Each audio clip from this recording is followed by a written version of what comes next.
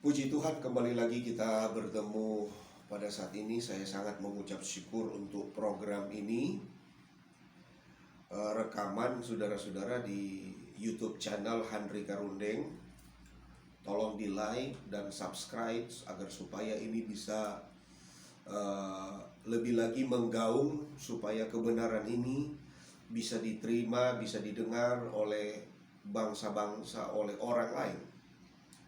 Saya akan berbicara tentang situasi kekinian, berbicara tentang gereja. Dan gereja itu, yang saya maksudkan kata gereja ini, tidak berbicara tentang organisasi, tidak berbicara tentang gedung. Gereja ini akan berbicara tentang manusia yang takut akan Tuhan, yang cinta Tuhan, yang taat kepada Tuhan. Gereja ini berbicara tentang orang percaya. Jadi kalau saya bicara tentang gereja, saya tidak berbicara tentang gedung gereja. Sekali lagi, saya tidak berbicara tentang organisasi gereja. Saya akan berbicara tentang real gereja itu, yaitu manusia, orang percaya adalah kita. Nah, saudara-saudara, di sini di dalam 2 Timotius pasal 3 ayat 1, kita akan baca dulu saudara-saudara supaya kita lihat pelan-pelan. Di sini kita melihat di dalam 2 Timotius 3 ayat 1, dia berbunyi begini. Ketahuilah bahwa pada hari-hari terakhir akan datang masa yang sukar.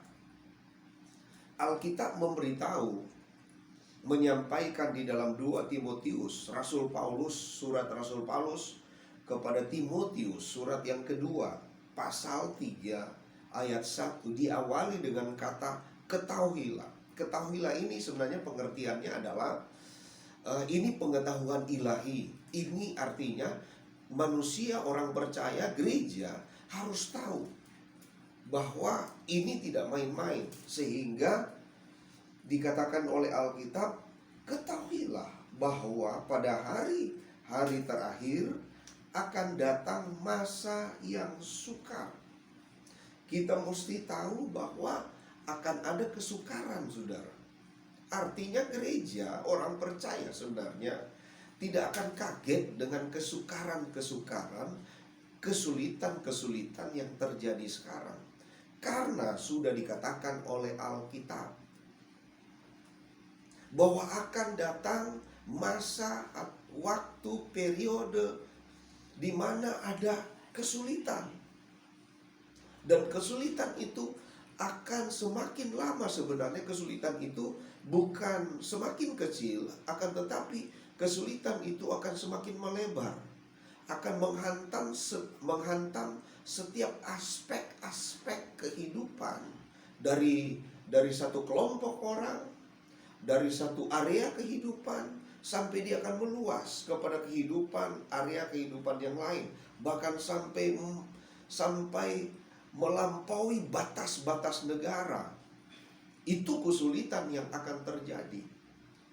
Bukan cuma bicara saja kesulitan itu cuma bicara tentang ideologi, bukan cuma bicara tentang politik, budaya, atau keamanan, pertahanan keamanan. Akan berbicara juga tentang agama, akan berbicara tentang ekonomi, akan bicara tentang moneter, keuangan, akan berbicara tentang kesulitan di bidang hubungan sosial, individu ataupun kelompok. Akan muncul kesukaran, kesulitan. Jadi kita mesti paham dulu. Nah, karena situasi sulit, saudara-saudara, karena situasi sulit memunculkan manusia-manusia yang seperti ini, yang dua manusia di sini. Kita melihat ayat 2 Timotius pasal 3 ayat 2 dibicara begini. Manusia akan mencintai dirinya sendiri dan menjadi hamba uang.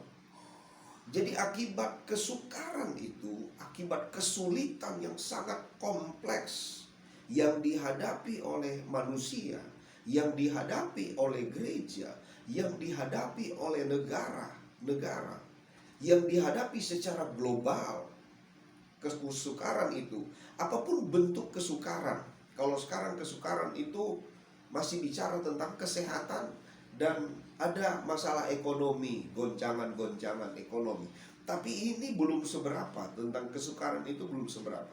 Sebab gambaran dari Alkitab ini memberitahu bahwa kesukaran itu menyebabkan, memunculkan manusia yang di sini Alkitab bilang mencintai dirinya sendiri dan menjadi hamba uang. Jadi akibat kesukaran yang kompleks itu memproduksi manusia kekinian, memproduksi manusia modern.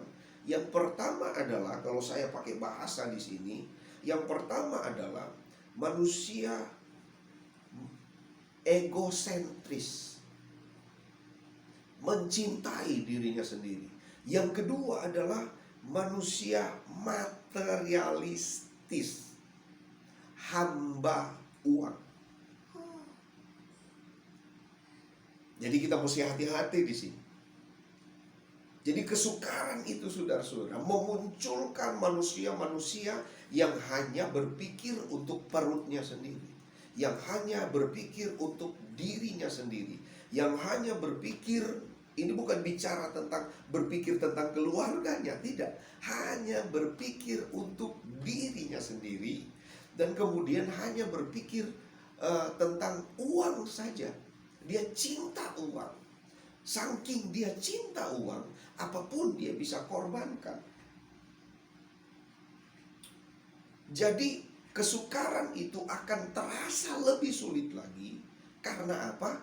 Karena manusia yang ada di dalam kehidupan sukar itu justru menjadi egois dan menjadi cinta akan uang. Artinya kesulitan yang sudah ada akan bertambah sulit lagi.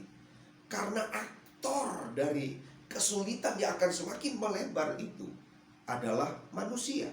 Manusia yang bagaimana? Yang egosentris, dan kemudian manusia yang materialistis. Jadi gereja sekarang sedang menghadapi dua hal yang sangat parah, yaitu ego dan cinta uang. Saya berharap gereja bersih dari egoisme. Saya berharap, dan kita semua berharap, gereja bersih dari cinta uang. Tapi sekali lagi, standar hidup kita selalu teruji dari masalah kesukaran yang datang.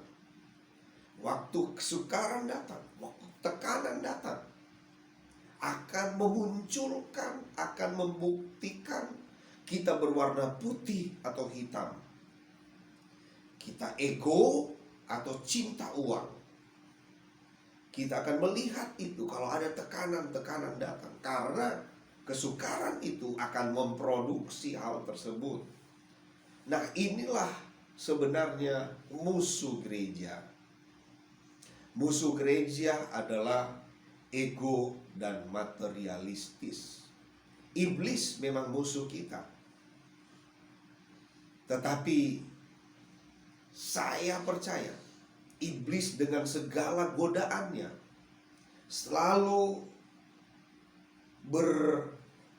bergerak di balik dari ego dan di balik dari harta materialisme yang ada. Karena Mamon itu adalah musuh Tuhan. Jadi sangat berbahaya. Ego sangat berbahaya. Dan kemudian cinta uang merupakan hal yang sangat berbahaya. Jadi marilah kita memperhatikan dua hal ini. Nah, sebelum saya lebih jauh saudara, saya akan membacakan beberapa hal. Setelah ayat itu kita akan melihat bahwa rupa-rupanya ego dan cinta uang itu bisa memproduksi hal-hal yang lebih parah lagi. Saya akan baca mulai dari ayat 2. Virus yang tercipta dari manusia yang ego dan cinta uang. Ayat 2, manusia akan mencintai dirinya sendiri dan menjadi hamba uang. Kita akan mulai. 1, mereka akan membual dan menyombongkan diri. 2, mereka akan menjadi pemfitnah. 3, mereka akan berontak terhadap orang tua. 4, tidak tahu berterima kasih. 5, tidak mempedulikan agama. 6, tidak tahu mengasihi. 7, tidak mau berdamai. 8, suka menjelekkan orang. 9, tidak dapat mengekang diri. 10, garang. 11, tidak suka yang baik. 12, suka mengkhianat. 13, tidak berpikir panjang. 14, berlagak tahu. 15, lebih menuruti hawa nafsu daripada menuruti Allah. Ada 15 virus yang berbahaya yang diproduksi oleh orang yang ego, orang yang cinta uang. Dan manusia yang ini, saudara-saudara, perhatikan ayat yang kelima. Manusia yang ini, ayat 5, perhatikan baik-baik. Secara lahiriah, mereka yang tadi, yang di atas, menjalankan ibadah mereka. Tetapi pada hakikatnya, mereka memungkiri kekuatannya. Jauhilah mereka itu.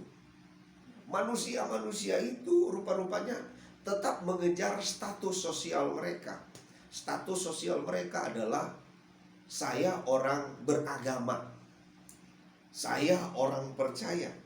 Artinya mereka masih terlibat juga di dalam komunitas gereja. Mereka masih terlibat di dalam komunitas ibadah.